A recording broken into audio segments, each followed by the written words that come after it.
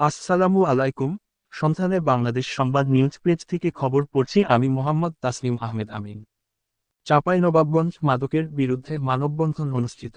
মাহিদুল ইসলাম ফরহাদ, চাঁপাইনবাবগঞ্জ জেলা প্রতিনিধি।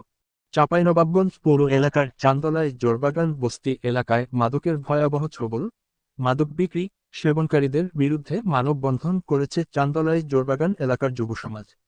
বৃহস্পতিবার সকাল 10:30টায় জেলা প্রশাসকের কার্যালয়ের সামনে এ মানববন্ধন কর্মসূচি অনুষ্ঠিত হয়। মানববন্ধনে বক্তব্য রাখেন সাবেক সেনা কর্মকর্তা আলহাজ সাইদুজ্জামান, চাঁপাইনবাবগঞ্জ সিটি প্রেস ক্লাবের সাধারণ সম্পাদক মেহেদী হাসান, সাবেক সিনিয়র ওয়ারেন্ট অফিসার বাহার আলী, সাবেক ওয়ারেন্ট অফিসার জিয়াউর রহমান। এলাকাবাসীর সাথে একাত্মতা ঘোষণা করে বক্তব্য দেন বিএনপি নেতা শওকত আলী ও ইউসুফ আলী লাভলু, স্থানীয় বাসিন্দা সাগর। পরে জেলা প্রশাসকের নিকট স্মারকলিপি প্রদান করা হয়।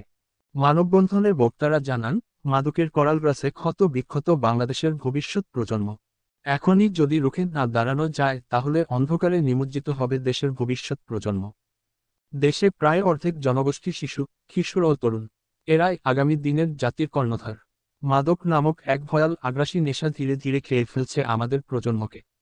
যে পরিবারে কেউ মাদকাসক্ত হয়ে গেলে একমাত্র সে পরিবারের সদস্যরা বলতে পারবে মাদকাসক্ত কি যন্ত্রণা।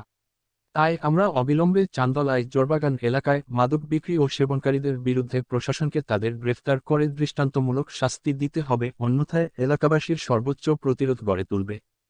আমাদের পরবর্তী খবর দেখার আমন্ত্রণ জানিয়ে এখানেই শেষ করছি। সুস্থ থাকবেন, ভালো থাকবেন আর সন্ধানে বাংলাদেশ সংবাদ নিউজ মিডিয়ার সাথে থাকবেন। আল্লাহ হাফেজ।